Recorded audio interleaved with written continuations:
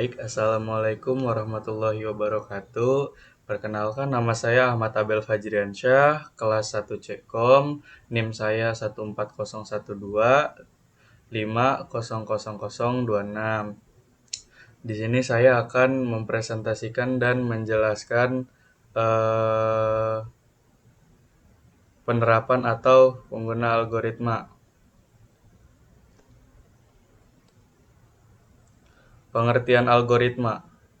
Algoritma merupakan serangkaian langkah atau instruksi yang disusun secara logis, sensitif, dan berurutan untuk menyelesaikan suatu permasalahan tertentu.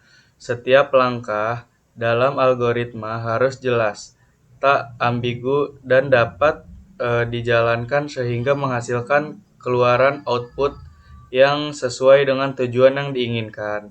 Secara sederhana, algoritma dapat dipahami sebagai pendahuluan atau cara kerja yang digunakan untuk mencapai suatu hasil dari kondisi awal tertentu.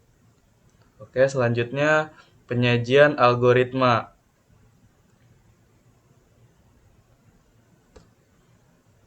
Penyajian algoritma secara garis besar bisa dalam dua bentuk penyajian, yaitu tulisan dan gambar algoritma yang disajikan dengan tulisan yaitu dengan struktur bahasa tertentu, misalnya bahasa Indonesia atau bahasa Inggris, dan pseudokode.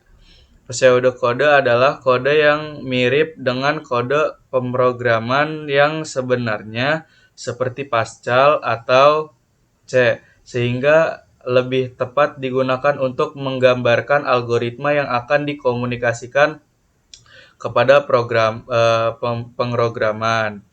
Terus selanjutnya, pentingnya algoritma dalam komputer. Algoritma dalam komputer merupakan inti dari seluruh proses komputasi yang dijalankan oleh sistem digital. Komputer pada dasarnya adalah mesin yang bekerja berdasarkan instruksi, dan instruksi tersebut disusun dalam bentuk algoritma.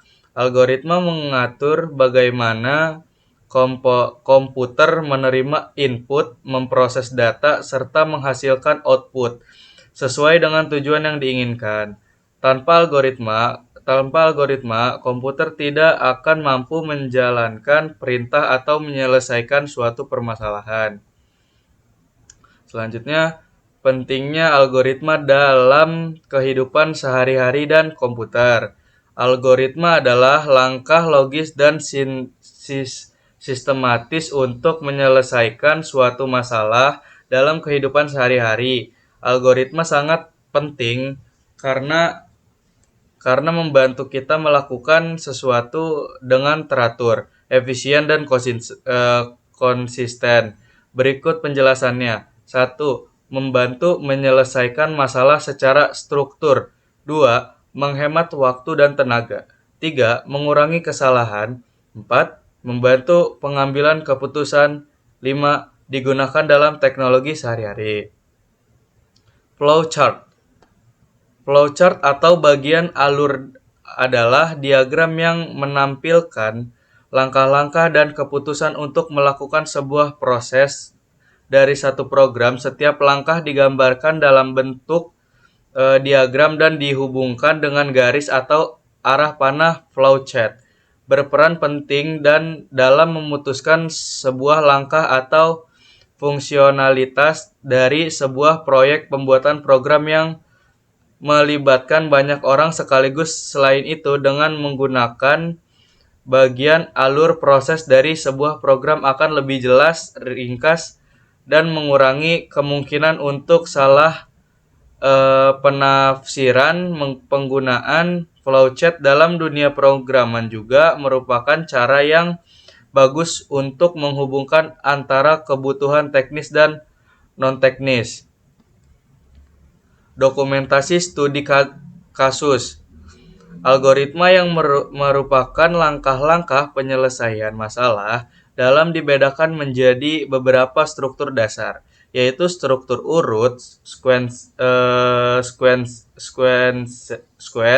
struktur pemilihan, selection, dan struktur pengulangan, repression. Struktur dasar unit sequence. 1. Struktur datar urut sequence. 2. Struktur data selection. 3. Struktur data dasar penggunaan, relation.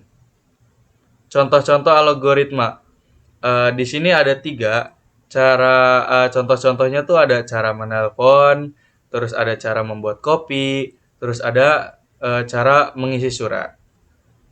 Kesimpulan, berdasarkan pembahasan yang telah diuraikan dalam makna ini, dapat disimpulkan bahwa algoritma merupakan serangkaian langkah logis, sintetis, dan struktur yang digunakan untuk menyelesaikan suatu permasalahan secara efektif dan efisien.